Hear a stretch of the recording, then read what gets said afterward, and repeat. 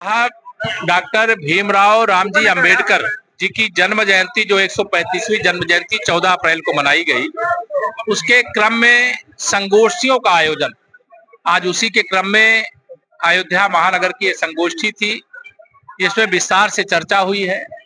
बाबा साहब के एक एक स्वप्न को साकार करने का काम प्रधानमंत्री श्री नरेंद्र मोदी जी के नेतृत्व में भारतीय जनता पार्टी देश में कर रही है और आदरणीय योगी आदित्यनाथ जी के नेतृत्व में उत्तर प्रदेश में कर रही है।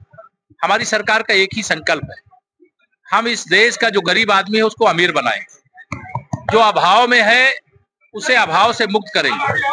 कोई बीमार है तो पैसे के अभाव में इलाज के बिना मर ना जाए, यह गारंटी देने का काम माननीय प्रधानमंत्री श्री नरेंद्र मोदी जी के नेतृत्व वाली सरकार में, आदरणीय योगी जी के नेतृत्व वाली सरकार में भाजपा कर रही है। हम 2014 में देश में सरकार में आए थे और 2025 में जब आपके साथ खड़े हैं तो देश में हमारी सरकार है। 2017 में उत्तर प्रदेश में सरकार में आए थे और 2025 में आज हम सरकार में हैं और 27 में विधानसभा के चुनाव होंगे। मैं पूरे विश्वास से अयोध्या की धरती से ये कह सकता हूं, 2027 में भाजपा फिर एक बार 300 पार करेगी, फिर एक बार भाजपा सरकार बनेगी। जैसे हम हरियाणा में, जैसे हम महाराष्ट्र में, जैसे हम मध्य प्रदेश में, जैसे हम गुजरात में, जहां भाजपा एक बार आती वहां बार बार आती है। लेकिन समाजवादी पार्टी का कोई भविष्य नहीं है, वह डूबता हुआ जहाज है। श्री अखिलेश यादव जी 27 का सत्ताधीश बनना चाहते हैं, लेकिन 2047 तक अखिलेश यादव जी हो उत्तर प्रदेश में या श्री राहुल गांधी जी हो देश में, इनका नंबर लगने वाला नहीं। लेकिन पश्चिम बंगाल में चुनाव वो बहुत दुर्भाग्यपूर्ण है, दुखद है। जैसे 2012 से 2017 तक श्री अखिलेश यादव जी की सरकार उत्तर प्रदेश में अराजकता का पर्याय बन चुकी थी और दंगा प्रदेश बना दिया था, गुंडा प्रदेश बना दिया था, माफिया प्रदेश बना दिया था, अपराधियों का प्रदेश बना दिया था, भ्रष्टाचारियों का प्रदेश बना दिया था। आज वही स्थिति, बल्कि उससे भी बदतर स्थिति पश्चिम बंगाल की। वहां ममता बनर्जी की सरकार सभी मोर्चों पर फेल है और दंगाइयों का पूरा संरक्षण करके हिंदुओं की हत्याएं करवाने का काम, वहां से पलायन करने के लिए विवश करने का काम ममता बनर्जी जी की सरकार के संरक्षण में हुआ है। और श्री अखिलेश यादव जी ममता बनर्जी जी की सरकार के प्रवक्ता बनकर के उनका बचाव कर रहे हैं, इसकी सजा उनको भुगतनी पड़ेगी। इलाहाबाद में आरोप लगाया कि भर्ती को लेकर श्री अखिलेश यादव जी बौखलाए पगलाए सर यहाँ पे, और इसलिए उनको यह ध्यान में नहीं आता है कि वो क्या बोल रहे हैं। उनके पास कोई हिसाब किताब नहीं।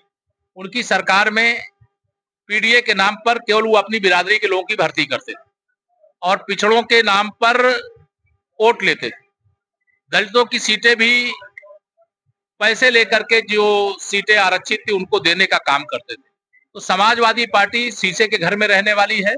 हमारी सरकार पारदर्शी है, भ्रष्टाचार मुक्त है, सबका साथ सबका विकास करने वाली है और भर्तियां पारदर्शी तरीके से भ्रष्टाचार मुक्त हो रही हैं। कोई भेदभाव नहीं हो रहा। कोई भेदभाव होगा तो जांच करेंगे, जो दोषी होंगे उनके खिलाफ कार्रवाई करेंगे, जो पिछड़ों का, दलितों का, गरीबों का अधिकार है उनको दिलाएंगे। सर अभी भी आपने कदम किया, उन्होंने कहा मुद्रा योजना में 35 लाख करोड़ रुपए का आंकड़ा कर दिया है, क्योंकि इसके लिए 52 करोड़ गाँव में पैसा गया है।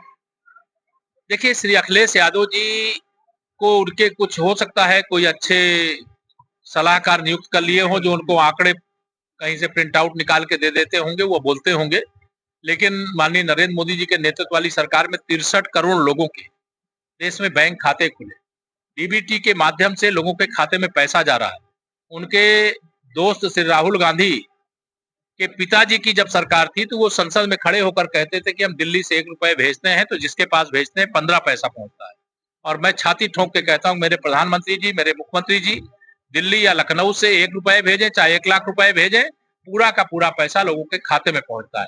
जैसी जिसकी भावना रहती है वैसे उसको दिखाई देता है। मैं यही कहूंगा, जाकी रही भावना जैसी, प्रभु मुहूर्त देखी तिन तैसी। धन्यवाद।